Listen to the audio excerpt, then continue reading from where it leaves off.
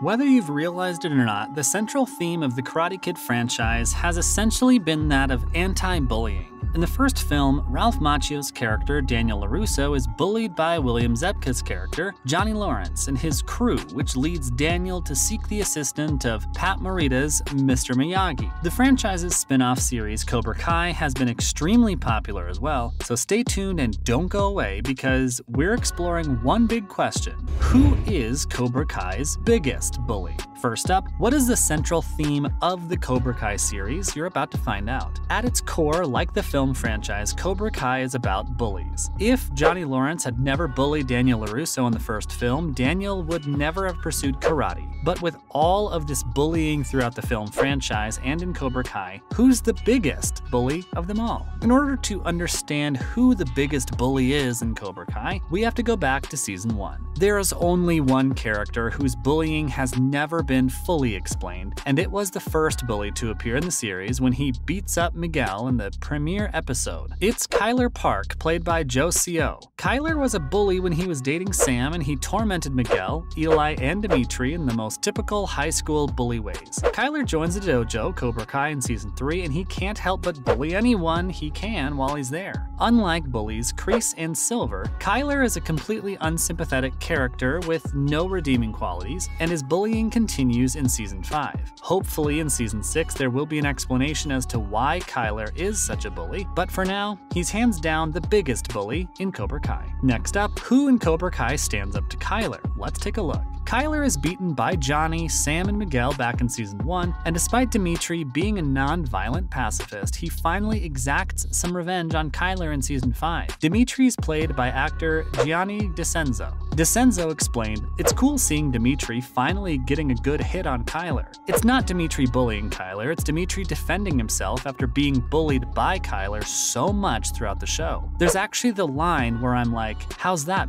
DeCenzo further shared, "I actually got to see that myself. I was quite proud of that. Fortunately, it looks like the Cobra Kai series is showing no signs of slowing down, but it is expanding the backstories of many of the bullies. The bullies in Cobra Kai are not merely cardboard cutouts, but complex characters with motivations that fans of the series can relate to. Take Johnny Lawrence, for instance. Johnny's portrayed as more of a victim than a bully in Cobra Kai. Not surprisingly, Johnny has dysfunctional relationships with his abusive stepfather Sid, played by Ed Asner, his alcoholic ex Shannon Keene, played by Diora Baird, and his estranged son Robbie Keene, played by Tanner Buchanan. Johnny is now a sympathetic character, and underneath his bullying is a broken heart, which is typically the case with most bullies. Up next, do Johnny Lawrence and Daniel LaRusso have a bromance going on? Let's find out. The Cobra Kai series has converted Johnny's character from bully to victim, and William Zabka says it's a great evolution. But, you know, there's always the other side of him lurking underneath that pops out here and there in the season.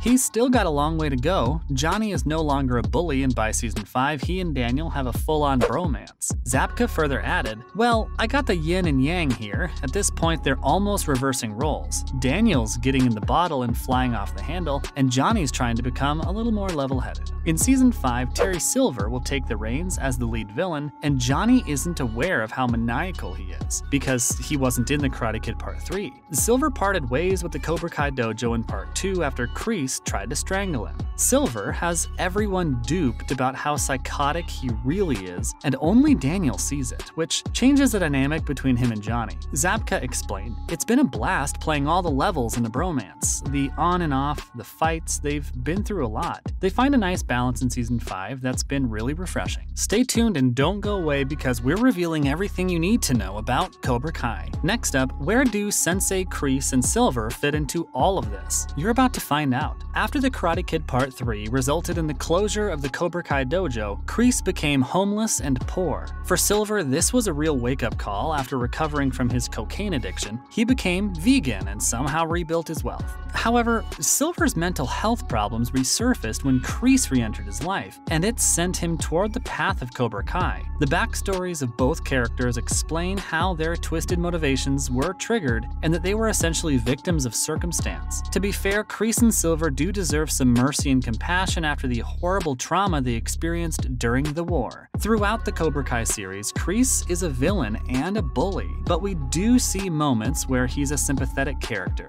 For much of Season 4, Silver appears less like a bully and more like one of Kreese's victims, until he reverses and reveals himself to be the ultimate villain after all. In Season 5, Silver is the obvious choice for the biggest bully, and all of the other characters are united in putting a stop to his bullying. Considering Silver's fate at the end of Season 5, his run as the show's top villain didn't last long. Despite being one of the worst bullies in the show, Silver wasn't that way for long. Up next, how do teenage bullies factor into the Cobra Kai series? Let's dig a little deeper. Almost every character in Cobra Kai has been bullied and taken revenge, but the bully and victim roles alternate dramatically back and forth throughout the show. It's this bully-victim flip-flopping dynamic that makes Cobra Kai so interesting. The series constantly plays with it, especially when it comes to its teenage characters. Rivalries such as Robbie versus Miguel Diaz and Samantha LaRusso versus Tori Nichols are perfect examples of this dynamic.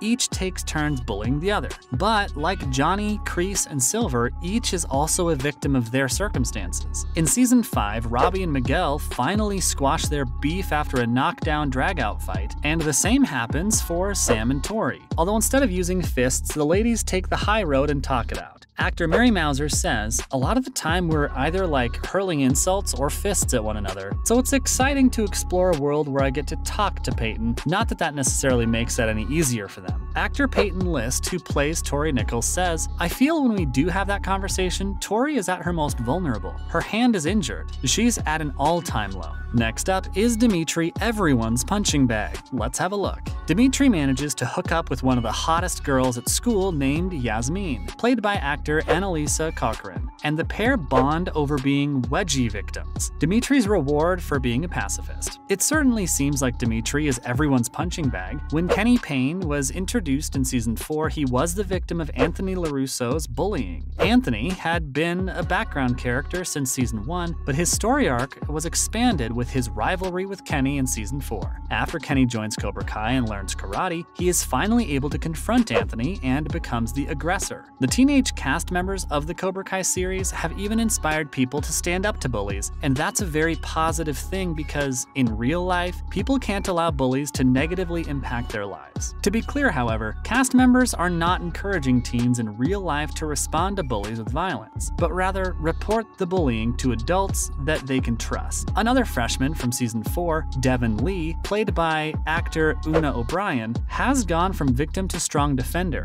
O'Brien explained, "I think for Devin, she starts out this season as kind of a victim, but then learns to hold her own. I really thought she was going to stay on the good side, but I think it was a great experience for her." Finally, will we be seeing a new Karate Kid movie anytime soon? A new Karate Kid movie has been officially announced by Sony Columbia Pictures and has a release date set for June 7th, 2024. Details of the film are being kept under wraps. At the time of this recording, there's no information regarding stars, directors, producers, or writers. To date, there has been a total of 5 Karate Kid movies. The first was released in 1984 with Pat Morita as Mr. Miyagi, followed by 1986's The Karate Kid Part 2 and 1989's The Karate Kid Part 3. We also saw the 4th movie in the series, 1994's The New Karate Kid, and in 2010, there was a remake of the first movie starring Jaden Smith and Jackie Chan. That's a wrap for today's video. Thank you for watching.